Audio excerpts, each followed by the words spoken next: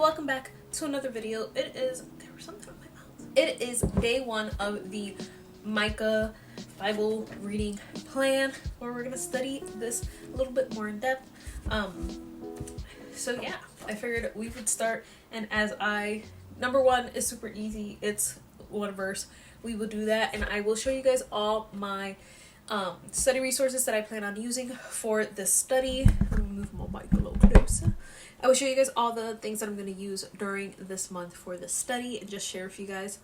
Yeah, that stuff. For actual supplies like pens, inks, I'm going to be using a whole bunch of things. We're not going to talk about that. Those things will probably switch out, but I'll share with you guys all the Bible resources I have. If you did download this plan, the last sheet I do list all the resources that I use to help me put this together. It's mostly for this like overview page, but that is most of the resources that I'm going to use.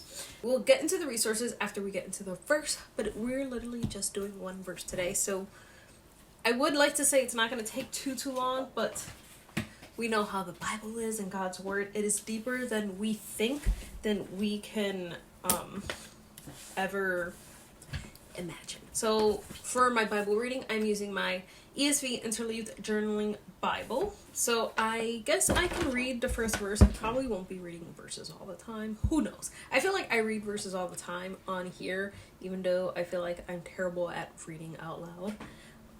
Spelling though, I try to hide anything that I write here because I'm constantly misspelling words, and I don't want you guys to know that I can't spell. For day one, it's Micah 1:1, and it says, "The word of the Lord that came to Micah of Moresheth,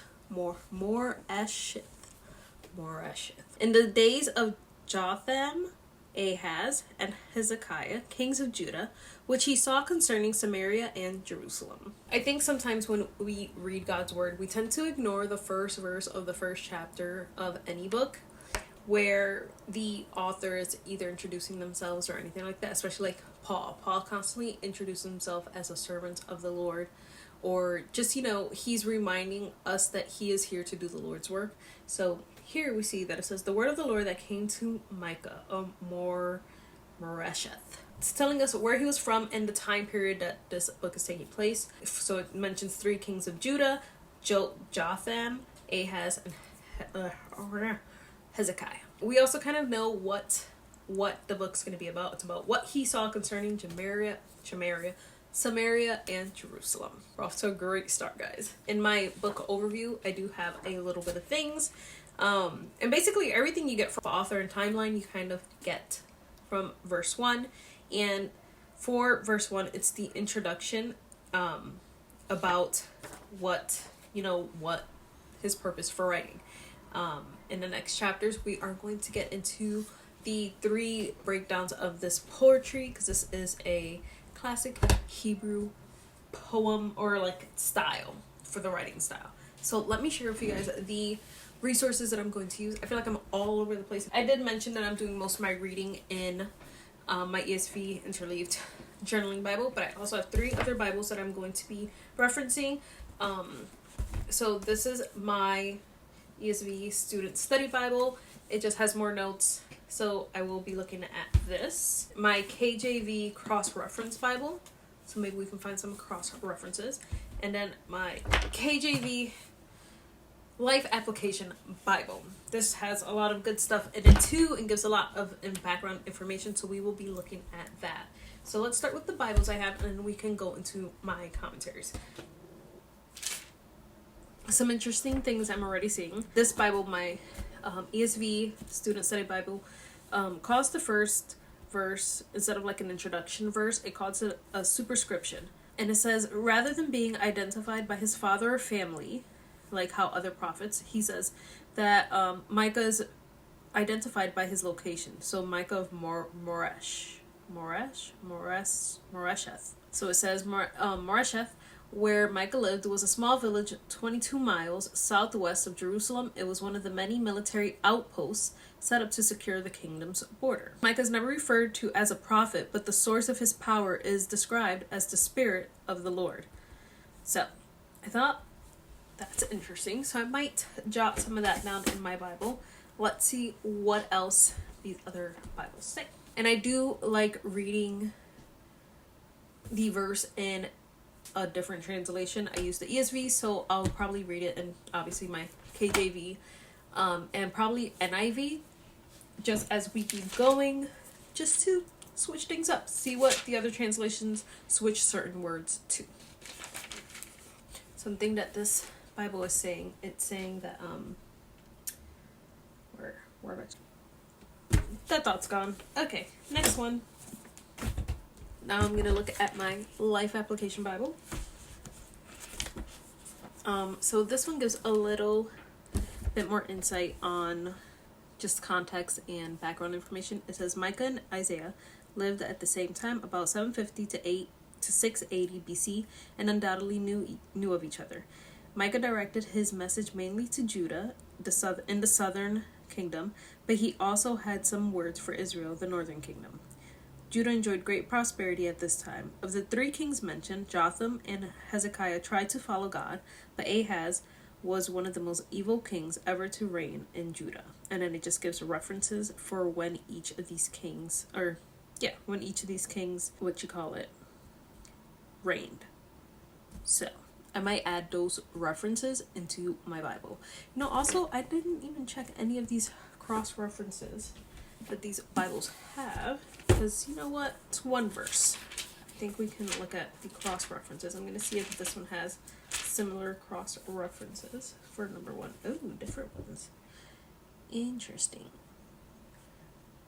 I'm going to use these other Bibles to just flip around and see what we're doing.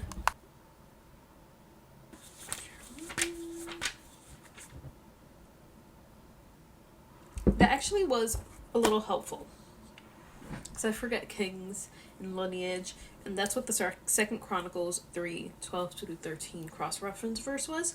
It was just basically talking about the order. So it was Jotham, he ruled from 750 to 735, then Ahaz from 735 to 715, and Hezekiah ruled from 715 to 686 BC. So that's something I did not put together, so it's probably a note that I will add into my Bible, just so that way I know and I understand chronologically what is going on, who's who. Yeah, I know what I'm saying.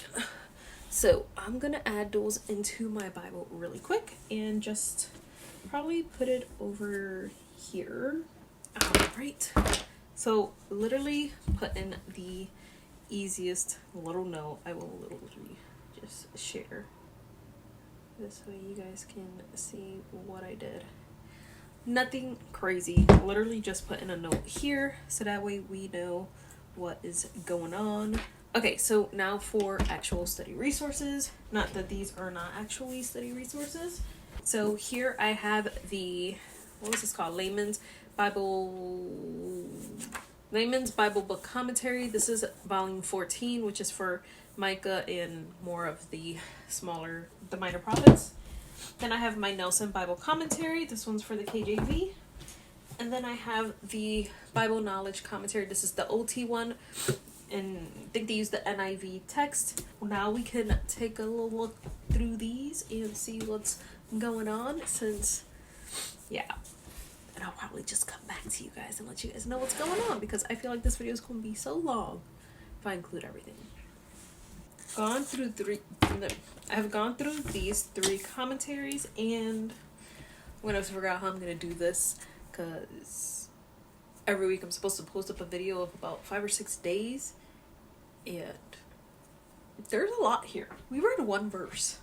Okay, so a lot of them said the same things that we already knew from our text, from our study Bibles, just time period, the two kingdoms, things like that. So something else that was mentioned, I don't know if I mentioned it, I may have read it, but how in verse 1 with the dates given and the king's reign, we know that Micah was around the same time as the prophet Isaiah.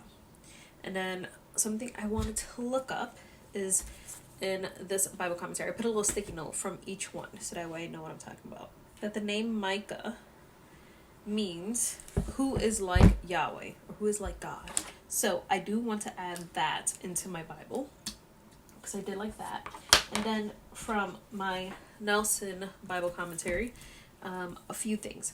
Word of the Lord, how the verse starts off. The word of the Lord came to Micah. So the word of the Lord, it's basically tracing down the ultimate source of this prophecy, who is the Lord Jehovah. So I like that. And then it just basically mentioned how not much known is about Micah besides what we know from this. Like there's really not much about it, and it's kind of significant to the fact that, you know, the messenger is not the like important to focus, but what the message is, what he's saying, what God is saying through him. And then something I did not realize, well I did, but you know, how it mentions, you know, the two seats of government, which is Samaria and Jerusalem, and it's saying a reason Samaria could be mentioned first is because they are going to go into captivity and be destroyed. They're going to be destroyed and go into captivity 130 years before Jerusalem and the southern kingdom. So that is something I got from that one. And then my Bible knowledge commentary, and then I looked it up in the NIV, and a difference I noticed was where in this it says which he saw concerning Samaria and Jerusalem. In the NIV it says the vision he saw. So the Hebrew word for vision is just meaning prophecy, revelation, evidence. So I just figured I would write that there. I'm gonna add these notes to my Bible, but that's basically what we're gonna be doing every day. And I feel like this took me a while. It did. This was just one verse. So I'm super excited of getting into this and just adding notes to my Bible and really filling my soul, my mind, my eyes, everything with God's word and understanding it and knowing it and just taking that extra step of deeply studying what it means. And I'm really enjoying this. So I'm going to add these notes to my Bible. I'm going to let you guys go so that I can get this edited so it can go up as soon as possible. And yeah, I hope you guys enjoy. Let me know if you guys are doing this reading plan, if you started, what did you get out of this, what resources you guys are using, and let's just chat in the comment section. So I will see you guys in my next video.